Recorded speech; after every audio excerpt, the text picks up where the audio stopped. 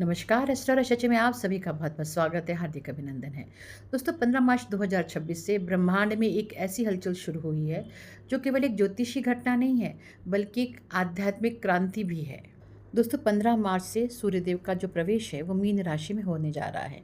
अब मीन राशि के जो स्वामी हैं वो गुरुदेव बृहस्पति हैं, जो कि सूर्यदेव के बहुत अच्छे मित्र हैं। तो एक तरह से ये सूर्य संक्रांति भी होती है। दोस्तों मीन राशि के अनंत सागर में प्रकाश के जो स्रोत्र हैं सूर्यदेव, उनका प्रवेश हो चुका है और जहाँ पर कर्म के देवता शनिदेव पहले से ही विराजमान हैं। अब सूर्यदेव हमारी आत्मा के कारक हैं और शनिदेव हमारे कर्म के कारक हैं। तो इन दोनों का एक ही राशि में बैठना कई तरह से हमारे विचारों का मंथन करता है, हमारे विचारों की शुद्धिकरण करता है। और ये जब दोनों ग्रह मतलब सूर्यदेव और शनिदेव मोक्ष की राशि मीन में मिलते हैं तो जीवन में एक गहरा मंथन शुरू हो जाता है। यह जो समय है दोस्तों, वो यह समय है स्वयं को निखारने का।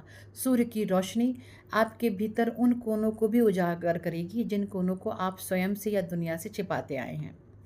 दूसरा है कर्मों का शुद्धिकरण। शनिदेव कर्म के दाता हैं, तो अपने कर्मों में ईमानदारी रखें, अपने कर्मों में अनुशासन रखें, तभी आपको अच्छे परिणाम मिलेंगे। यदि आप अनुशासित नहीं हैं, यदि आप ईमानदार नहीं हैं, तो शनिदेव आपको कभी भी अच्छा रिजल्ट नहीं देंगे। यदि आपकी राशि मीन है या आपका लग्न है, मीन लग्न है आपका, तो इसका प्रभाव सीधा आपके व्यक्तित्व पर पड़ रहा होगा। इस समय आप अपने आप को स्वयं को भारी और विचारमग्न महसूस कर सकते हैं। पर याद रखिए, सोना आग में तपकर ही कुंदन बनता है। तो यह समय आपको तराशने का है। आप अपने आप को तराशें, अपनी जड़ों को मजबूत करें।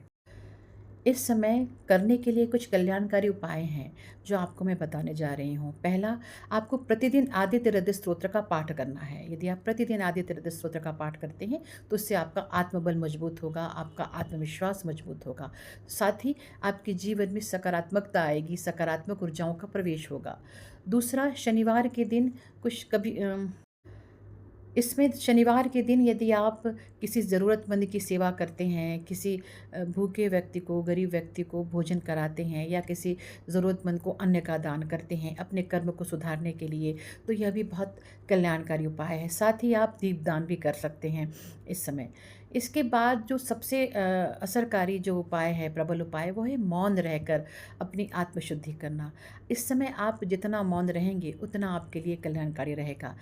शोर हमारे बाहर नहीं, शोर मन के भीतर है, तो उसको शांत करना है। तो हमारे मन के भीतर का जो शोर है वो मौन मौन रह के ही शांत होगा। इसलिए इस समय आप जितना हो सके योग करें, आसन करें, प्राणायाम करें, साधना करें।